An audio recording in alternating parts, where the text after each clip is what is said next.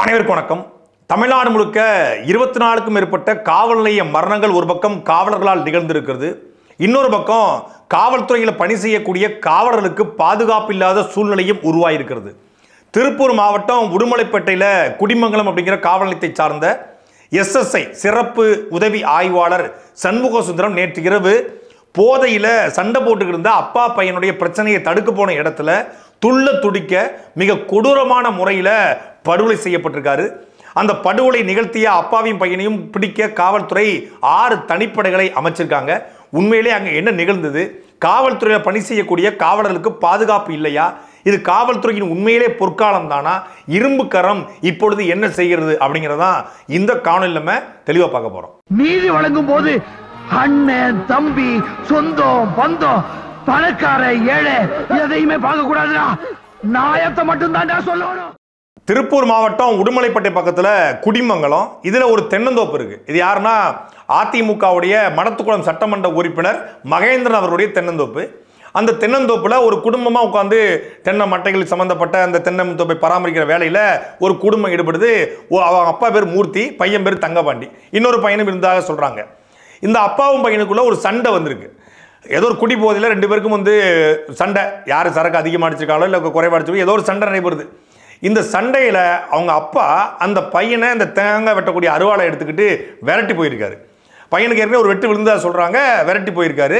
அப்போ பக்கத்து தோப்பில் இருந்தவங்க உடனடியாக காவல்துறையினுடைய அவசர நேரக்கூடிய 100க்கு அழைச்சி இந்த மாதிரி ஒருத்தர் அருவாளை தூக்கிட்டு விரட்டிட்டு போறாருங்க, என்னன்னு வந்து கேளுங்கன்னு சொல்லி போலீஸுக்கு ஃபோன் பண்ணுறாங்க. போலீஸுக்கு ஃபோன் பண்ண நேரடியான IPS அதிகாரியா ஸ்பாட்டுக்கு போவாங்க, இல்லை DGP ADGP SP இவங்க போக மாட்டாங்க, இன்ஸ்பெக்டர் கூட போக மாட்டார். நேரடியாக அவசர அழைப்புக்கு 100க்கு போனோடனே அவங்க என்ன பண்ணியிருக்காங்க, குடிமங்கலம் காவல் நிலையத்துக்கு ஃபோன் பண்ணி சொல்கிறாங்க. அங்கே சிறப்பு உதவி ஆய்வாளர் இருக்கக்கூடிய சண்முக சுந்தரம் ஸ்பாட்டுக்கு வராரு. அவர் தான் முதல்ல தனியாக வந்ததாக சொல்கிறாங்க. வந்து இந்த சம்பவம் நடந்துட்டு இருக்கும்போது விரட்டிக்கிட்டு இருக்கும்போது அவர் வந்துடுறாரு. வந்து 2 பேருக்குமே சமாதானப்படுத்தி அவர் முதல்ல 108 ஆம்புலன்ஸில் அனுப்பிச்சு வச்சதா சொல்கிறாங்க. அதுக்கு பிறகு இவங்க மருத்துவமனைக்கு போயிட்டு வந்தாங்களா இல்லை ஸ்பாட்லேயே அவர் வெட்டுப்பட்டுச்சாங்கிறது இன்றைக்கும் அதுக்கு கூடுதல் தகவல் வரல. ஆனால் 2 பேருக்குள்ள காம்ப்ரமைஸ் பண்ணியிருக்காரு. இதில் இந்த பிரச்சனை நீ தீர்த்து வச்சுட்டா, உண்மையிலே பிரச்சனை தீர்த்து வச்சா என்ன செய்யணும்? பிரச்சனை தீர்த்து வச்சுட்டாருங்க அவர். அப்பாவும் பையனும் வெட்டிக்க பார்த்தாங்க, பிரச்சனை தீர்த்து வச்சு அந்த போலீஸுக்கு நன்றி சொல்லணும். ஆனால் இந்த நாய்கள் 2 பேரும் குடி போதையில் இருந்துக்கிறான், மது போதையில் இருந்ததுனால நம்ம வெட்ட போனதை தடுத்துட்டானே, வெட்ட போனதை தடுத்து வாழ்க்கையை காப்பாத்திருக்காரு அந்த SSI. அது கூட புரியாம மது போதையில் இருந்ததுனால நாம வெற்றதை ஒருத்தர் எப்படி தடுக்கலாம்? நம்ம வந்து கொலை பண்ண தெரிஞ்சமே, கொலை பண்ணிட்டு உள்ள போய் கழிதிங்கி கிரஞ்சமே, அதை தடுத்துட்டானே இந்த பாவி அப்படின்னு சொல்லி அந்த SSI கொடூரமான முறையில் வெட்டி கொலை செஞ்சிருக்காங்க. இப்போ பையனும் எஸ்கேப்பு, அப்பாவும் எஸ்கேப்பு. 6 தனிப்படையை போட்டு காவல்துறை அவர்களை வலை வீசி தேடிக்கொண்டிருக்கிறது. ஒரு செல்போன் கிடைச்சதான் அந்த ஸ்பாட்டில். அந்த செல்போனை வச்சுக்கொண்டு அவங்க யார் என்ன அப்படிங்கிற விவரத்தை எடுத்துக்கொண்டு அந்த நிலத்தினுடைய உரிமையாளர், தோட்டத்தினுடைய உரிமையாளர், மடத்துக்குளம் சட்டமன்ற உறுப்பினர் மகேந்திரன் அவர்கிட்ட கேட்டபோது யார் என்னன்னு தெரியாது. 15 நாளைக்கு முன்னாடி தான் அவங்க வேலைக்கு வந்தாங்க. பொதுவாக இந்த பகுதிகளில் ஒரு கான்ட்ராக்டர் மூலியமாக வேலைக்கு வந்து சேருவாங்க. இந்த மட்டை பொறுக்கிறது, தேங்காய் பொறுக்கிறது, இந்த மாதிரியான பராமரிப்பு வேலை ஈடுபடுவாங்க. சில நாளுக்கு தங்கி வேலை பார்த்துட்டு போயிடுவாங்க. அதனால் யார் என்ன விவரம் வாங்கலை. ஒரு நிலத்தில் வேலை செய்யும் பொழுது அவங்க எந்த ஊர்லேருந்து வந்திருக்காங்க, அவங்களுக்கு ஏதாவது பின்னணி இருக்கா, அவங்க எங்கே தங்கியிருக்காங்க, அவங்க யார் என்ன குடும்பம், இந்த அடிப்படை கூட தெரிஞ்சு கொள்ளாமல் வேலைக்கு வைப்பாங்களா? நம்மக்கிட்ட ஒருத்தன் வேலைக்கு வரான்னா குறைந்தபட்சம் இப்போ நீங்கள் ஒரு நிறுவனமாக இருந்தால் ஒரு பயோடேட்டா கேட்பாங்க, ஒரு ரெஸ்யூம் கேட்பாங்க. ஒரு தோட்டத்து வேலையாக இருந்தால் எந்த ஊருப்பா, ஏன்னா இருக்கா, குறைந்தபட்சம் ஒரு ஆதார் கார்டு, ஒரு ரேஷன் கார்டு, இல்லை ஒரு வாக்காளர் அடையாள அட்டை, ஏதாவது ஒரு ப்ரூஃப் வாங்கிட்டு தான் வேலைக்கு சேர்ப்பாங்க. இல்லை அதெல்லாம் இல்லைங்க, அப்படிலாம் இல்லை, அவர் சும்மா தேங்காய் புறக்க வந்தாங்க, மட்டை புறக்க வந்தாங்கன்னா கூட எந்த ஊர் என்ன விவரம்னு கூட கேட்க மாட்டாங்களா? அவன் திடீர்னு ஊரில் கொலை செஞ்சுருப்பான், ஏதோ ஒரு ஊருக்காரன் அங்கே ஒரு கொலை செஞ்சு வந்திருப்பான், இல்லை அங்கே கொள்ளையடிச்சு வந்திருப்பான், இல்லை அங்கே ஒரு போக்சோ கேஸ் இருக்கும், இல்லை அங்கே கள்ளச்சாரம் வந்திருப்பான். இங்கே வந்து பதுங்கிட்டுனா போலீஸ் தேடி வந்து அந்த ஓனரையும் தூக்கிட்டு போதா? அந்த ஒரு MLAவுக்கு அந்த அடிப்படை புரிதல் கூட இல்லையா அப்படிங்கிற கேள்வி ஒரு பக்கம் இருக்குது. இன்னொரு பக்கம் இந்த காவல் நிலையத்தில் ஒரு இன்ஸ்பெக்டர் வெளியே போகிறாருன்னா அவர் கூட ஒரு SI போவாங்க, ஒரு ஏட்டு போவாங்க, ஒரு போலீஸ் போவாங்க. ஆனால் இங்கே ஒரு SSI வந்திருக்காரு, அவர் கூட யாருமே வரல. ஒரு ஓட்டுநர் காவலர் அவர் வந்து கொஞ்சம் தாமதமாக வந்ததாக சொல்லப்படுகிறது. பொதுவாக தமிழ்நாடு முழுமைக்கக்கூடிய காவல் நிலையங்களை 20 பேர் ஒரு காவல் நிலையத்தில் பணி செய்கிறாங்க அப்படின்னா குறைந்தபட்சம் 5 பேர் கூட அந்த காவல் நிலையத்தில் இருப்பது கிடையாது. இன்ஸ்பெக்டருக்கு டிரைவராக ஒருத்தர், டிஎஸ்பிக்கு டிரைவராக ஒருத்தர், அங்கே இருக்கக்கூடிய ஏடிஎஸ்பிக்கு டிரைவராக ஒருத்தர் எங்கேருந்து போவாங்க, இந்த குறிப்பிட்ட ஸ்டேஷன்லேருந்து கூட்டு போயிடுவாங்க. அப்புறம் உயர் அதிகாரிக்கு ஆடல்லி, வீட்டு வேலை செய்யறதுக்கான ஆடல்லி எங்கேருந்து கூட்டு போகிறாங்க, ஸ்டேஷன்லேருந்து கூட்டு போயிடறாங்க. ஒரு ஸ்டேஷனில் 20 பேர் டியூட்டியில் இருக்க வேண்டிய இடத்துல 5 பேர் கூட டியூட்டியில் இருப்பது கிடையாது. அதை தாண்டி இருக்காங்களா, செக் போஸ்டர் டியூட்டி. அப்புறம் வந்து கம்ப்யூட்டர் ஆப்ரேட்டர் ஒருத்தர் போட்டுருவாங்க. அப்புறம் வந்து இந்த வாக்கி டாக்கி இது பண்ணுற வெயிட்டிங் அதுக்கு ஒரு ஆளை போட்டு வச்சுருவாங்க. அப்புறம் 2 பேர் 3 பேர் கூட ஒரு ஸ்டேஷனில் இருக்க கிடையாது. ஒரு பிரச்சனை வருது, ஒரு ஃபோன் வருது, இந்த கணவன் மனைவி சண்டை, கஞ்சா குடிச்சிட்டு சண்டை, கோவிலில் சண்டை, சாதி சண்டை அப்படின்னா ஸ்பாட்டுக்கு யார் போகிறான்னா எஸ்எஸ்ஐ தான் போவார். ஏன்னா அவர் தான் வந்து இருக்கிறதுலே வந்து பாவப்பட்ட ஜீவன். 30 வருஷம் 40 வருஷம் டியூட்டி பார்த்து கடைசியில் வந்து ஒரு கடைசி 5 வருஷத்துக்கு ஒரு போஸ்டிங் போட்டு கொடுத்துருப்பாங்க, 8லேருந்து எஸ்எஸ்ஐ அப்படின்னு. அவர் எஸ்எஸ்ஐ ஆகிட்டோம், எஸ்ஐ ஆகிட்டோம்னு பெருமையில் அவர் ஸ்டேஷனில் இருக்க விடுவாங்களா, இருக்கணும். காலைல 8 மணிக்கு டியூட்டிக்கு வந்தாங்கன்னா இரவு வரைக்கும் அந்த எஸ்எஸ்ஐயை வச்சு செய்கிறது. இன்ஸ்பெக்டர் ஸ்டேஷனில் இருக்க மாட்டார், டிஎஸ்பி இருக்க மாட்டார், யாரும் இருக்க மாட்டாங்க, யாரையும் பார்க்கவே முடியாது. யாராவது ஒருத்தர் ஸ்டேஷனில் மனு கொடுத்து இன்ஸ்பெக்டரை பார்த்துங்க பார்ப்போம், பார்க்க முடியாது. 6 மணிக்கு வருவார், 10 மணிக்கு மேலே வருவார், 9 மணிக்கு வருவார், ரவுண்ட்ஸ் போயிட்டு இருக்காரு அப்படின்னு சொல்லுவாங்க. ஆனால் அங்கே இருக்கிறது எஸ்எஸ்ஐ தான். அப்போ ஒரு பிரச்சனைனா ஸ்பாட்டுக்கு எஸ்எஸ்ஐ போகிறாங்க. எல்லா காவல்துறைக்கும் இன்னைக்கு வந்து காவல்துறைக்கு வந்து இந்த புதுக்கோட்டையில் நடந்த சம்பவத்துக்கு பிறகு எஸ்எஸ்ஐக்கு வந்து கம்பல்சரி கன்னு துப்பாக்கி கொடுக்கணும்னு சொல்லி சைலேந்திரபாபு அவர்கள் டிஜிபி இருக்கும்போது உத்தரவிடுறாங்க. அவங்க வந்து மேலதிகாரிட்ட வந்து அவங்க அனுமதியை வாங்கிட்டு அந்த கன்னை எடுத்துகிட்டு போகலாம். இப்போ இவர் கையில் குறைந்தபட்சம் கன் இருந்ததுனா கூட ஒரு பிரச்சனைன்னு தெரியுது, 2 பேர் ஒருத்தனை வெட்டிக்க போகிறான்னு தெரியுது. அப்போது உடனடியாக அது என்ன செஞ்சுருக்கணும், துப்பாக்கியை இவர் எடுத்துகிட்டு போயிருக்கணும், அதற்கான உத்தரவு கொடுக்கப்பட்டிருக்கணும். ஒரு துப்பாக்கி இருந்திருந்தா இவர் இன்னைக்கு இறந்திருக்க மாட்டார்.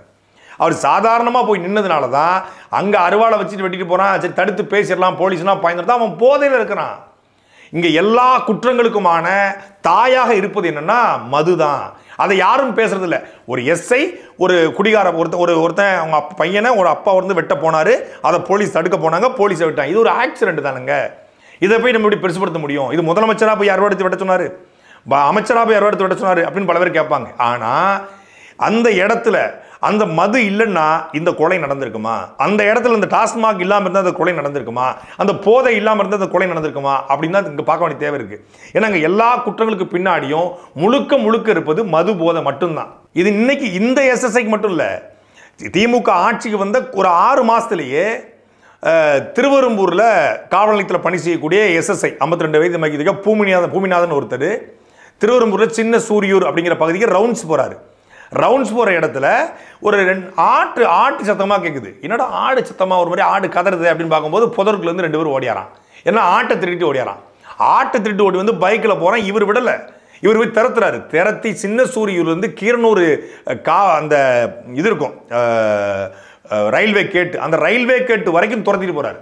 அங்கே துரத்திட்டு போய் பிடிச்சிடாரு, பைக்கில் போனோட பிடிச்சி நிப்பாட்டி மேலே இருக்கக்கூடிய மேலதிகாரிக்கு ஃபோன் பண்ணுறாரு. இவர் ஃபோன் பண்ணாருன்னா, இன்ஸ்பெக்டருக்கு ஃபோன் பண்ணாருன்னா, ஸ்டேஷனுக்கு ஃபோன் பண்ணாருன்னா நிச்சயமாக நம்ம மாட்டிக்குவோம், ரிமாண்ட் ஆயிடுவோம் அப்படிங்கிற பயத்தில் மது போதையில் குத்த போகிறது எஸ்எஸ்ஐ. இறந்து போனாருன்னா நிச்சயமாக நமக்கு வந்து மிகப்பெரிய தண்டனை கிடைக்கும். அவனுக்கு தெரியுமா? அந்த நேரத்தில் எல்லாம் கண்ணை மறைச்சிருது. மேலே ஃபோன் பண்ணால் ரிமாண்ட் ஆயிருங்கிற பரத்தில் அவரை கொண்டுட்டா ரிமாண்ட் ஆக மாட்டானா? அது அந்த போதை தடுக்குது. எஸ்ஐயை குத்தி கொண்டுட்டு 2 பேரும் தப்பிக்க பார்க்குறான். அப்புறம் தனிப்படை போட்டு பிடிச்சி சைலேந்திரபாபு அவர்களே நேரடியாக ஸ்பாட்டுக்கு போகிறாங்க. 2 பேர் 3 பேர் கைது செய்யப்பட்டு சிறைப்படுத்தப்பட்டு அப்புறம் அவங்க பெயிலில் வெளிவந்துட்டாங்க. அது ஒரு விஷயம்.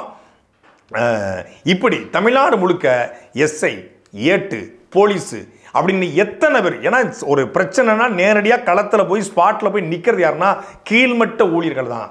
குறிப்பாக எஸ்ஐக்கு கீழே எஸ்ஐ, எஸ்எஸ்ஐ, ஏட்டு, போலீஸு இவங்க தான் போய் நிற்க போகிறாங்க. அப்புறம் அவங்க என்ன தகவல் கொடுக்குறாங்களோ அதன் அடிப்படையில் தான் இன்ஸ்பெக்டர் வருவார்.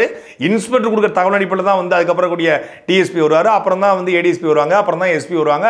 தேவைப்பட்ட ஐஜி வருவார், தேவைப்பட்ட டிஐஜி வருவார். ரொம்ப சென்சிட்டிவ் ஆயிடுச்சு, தமிழ்நாடு முழுக்க போயிடுச்சுன்னா தான் டிஜிபி எப்பயாவது அத்தி பூத்தார் போல, சேற்றில் முளைத்த செந்தாமரை போல வந்து அவர் நிற்பார். மற்றபடி உயரதிகாரிகள் ஏசி போட்ட ரூமில் சொகுசாக இருப்பாங்க. ஆனால் கீழே பலியாவது யாருன்னு பார்த்தா இது போன்ற இந்த சண்முக சுந்தரம் போன்ற எஸ்எஸ்ஐகள் தான். தமிழ்நாடு முழுமைக்குடைய எஸ்எஸ்ஐகள் தான் அதிகமான பணிச்சுமைக்கு ஆளாக்கப்பட்டிருக்காங்க, அதிகமான டியூட்டி. இன்னொன்று இரவுல கம்பல்சரி 50 இந்த எம்விஐன்னு சொல்லுவாங்க, அந்த மோட்டார் வெஹிக்கிள் இன்ஸ்பெக்ஷன், அந்த 50 வாகனத்தை வந்து பரிசோதனை பண்ணி வழக்கு போட்டுக்கணும், கம்பல்சரி பண்ணணும். 3 டிடி கேஸ் அவன் குடிச்சிருக்கானோ குடிக்கலையோ 3 டிடி கேஸை கம்பல்ல போடு. ஒரு பக்கம் சாராயத்தை இவங்களே விற்பாங்க, இன்னொரு பக்கம் இரவு கம்பல்சரி ஒரு SSI 3 DDS போடணும்னு சொல்லி இந்த அரசே வலுக்கட்டாயமா அவங்க மேல வந்து வழக்கு போட சொல்லி வேலையை வாங்குது. அப்போ மனம் உளைச்சல், வேலை பிரஷர். இதுல இறந்தது ஒரு சண்முக சுந்தரம் கொலை செய்யப்பட்டு இன்னும் உயிரோட பல பேர் உள்ளுக்குள்ள செத்து போய் குடும்பத்துக்கு வருமானத்துக்காக காப்பாற்றணும், ஏதாவது சம்பளம் கிடைக்குது, அதை வச்சு குடும்பத்தை ஓட்டன்னு சொல்லி பலவர் நடபுணமா பல SSIகள் வாழ்ந்துட்டு இருக்காங்க. அப்படி ஒருத்தர் தான் இந்த சண்முக சுந்தரம். டாஸ்மாக்னு ஒன்று இழுத்து மூடாத வரைக்கும் தமிழ்நாட்டில் நீங்க எதையுமே கட்டுப்படுத்த முடியாது. இதுல ஐயா ஸ்டாலின் அவர்கள் ஆக போதையில் பாதைகளை போகாதீங்க, இந்த பாதைகளை போட்டிக்கடா, நீங்கள் சாவு உங்களுக்கு கண்டிப்பாக வந்துடும், செத்துருவீங்க அப்படின்னு வீடியோ போடுறாரு. தமிழ்நாட்டின் இளைஞர் மாணவர் சமுதாயத்திற்கு உங்கள் குடும்பத்தைச் சேர்ந்த ஒருவனாக, உங்கள் தந்தையாக ஓர் உருக்கமான வேண்டுகோள். போதையின் பாதையில் யாரும் போகக்கூடாதுன்னு மன்றாடி கேட்டுக்கிறேன். நீங்க பார்த்து பார்த்து பாதுகாப்பா வளர்த்த உடம்ப நீங்களே ஏன் கெடுத்துக்கிறீங்க? வீடியோ போட்டுட்டு இந்த பக்கம் டாஸ்மாக் சேல்ஸ் எப்படி இருக்கு, இயக்குநர்கள்லாம் கூப்பிட்டு கலெக்டர்லாம் கூப்பிட்டு சேல்ஸ் ஏன் குறைஞ்சிச்சு, என்னாச்சு, ஏதாச்சு, ஏன்னா கஞ்சா போயிட்டாங்களா, அப்படின்னு போயிட்டாங்களா, இல்லை ஜாபர் சாதியோட மெத்துக்குத்து வாங்கி தின்ட்டாங்களா, அதெல்லாம் கொஞ்சம் கட்டுப்படுத்துங்கப்பா. ஏன் இவங்க கஞ்சா வேட்டை 1.0 2.0 மெத்தை பிடிக்கிறது, அபீனை பிடிக்கிறது, ஹெராயினை பிடிக்கிறது, போதைப் பொருளை ஏன் பிடிக்கிறாங்க? அதை அதிகமாச்சுன்னா இங்கே சாராயம் வர குறைஞ்சிரும். ஒரு பக்கம் அதை விற்கிறது பூரா திமுக கட்சிக்காரன் தான், அது ஒரு விஷயம். அது விற்றா திமுக கட்சி வளரும், இதை விற்றா இது வளரும், கம்பெனி வளருது இல்லை டாஸ்மாகில்.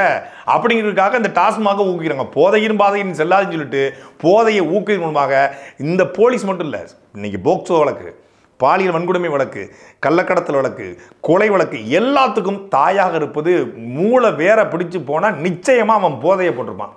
போதையை போடாம எந்த குற்றமும் இங்க நடைமுறை கிடையாது. அந்த போதையை தடுக்காம நீங்க வந்து இரும்பு கரம் கொண்டு அடக்குவேன். இப்போ இந்த இரும்பு கரத்தை எங்க வாடகை விட்டுருக்கீங்களா? ஏன்னா போலீஸ் வேணா இரும்பு உடை கொடுத்துடலாம், முழுக்க இரும்பு இந்த மாதிரி பிடிச்சு போகும்போது இந்த ஸ்பைடர்மேனு அயன்மேன்லாம் போட்டிருப்பாங்க இல்லையா, அது மாதிரி கம்ப்ளீட்டாக க்ளவுஸ் போட்டு வெட்டுனாலோ குத்துனாலோ துப்பாக்கியில் சுட்டாலோ போகாத அளவுக்கான பாதுகாப்பு உடைகளோடு அவங்க அனுப்புனா மட்டும்தான் இனி தமிழ்நாட்டில் காவல்துறை நடமாட முடியும். இப்போ ஒரு கும்பல் கிளம்பி வரும், இங்கேயாவது ஒரு SI தான் ஒரு நாளைக்கு சாகுறாரு, ஆனால் பீகாரில் பார்த்தீங்கன்னா ஒரு நாளைக்கு 5 SI வெட்டி கொள்றாங்க. நீங்கள் இங்கே இப்போ பரவாயில்லைங்க, நாகாலாந்து பக்கம் அந்த பக்கம்லாம் நீங்கள் போனீங்கன்னா மாவோயிஸ்டுகள் வந்து ஒரு நாளைக்கு 15 பேரை கொள்றாங்க. தினம் ஒரு இன்ஸ்பெக்டர் கொலை செய்யறாரு தெரியுமா ஊபியில். இப்படித்தான் மாப்பியில் ஒரு தடவை SPA போட்டாங்க தெரியுமா, அப்படின்னு அங்கே போயிடுவாங்க. இங்கே நடக்கிறத பேச மாட்டாங்க, அங்கே 5 பேர் சாகிறான், இங்கே 2 பேர் சாகிறான் அப்படிம்பாங்க. தமிழ்நாடு அமைதி பூங்கான்றாங்க, தமிழ்நாடு காவல்துறையின் பொற்காலம்ன்றாங்க. காவல்துறை வந்து தமிழ்நாட்டில் வந்து ஒரு கட்டுக்கோப்பா இருக்குது, ஸ்காட்லாந்து யார்டுன்றாங்க. அந்த காவல்துறையாலும் பாதிப்பு ஏற்படுது, காவல்துறைக்கும் பாதிப்பு ஏற்படுதுன்னா இந்த ஆட்சி எப்படிப்பட்ட ஆட்சி? சாட்டை எடுத்து நாட்டை திருத்து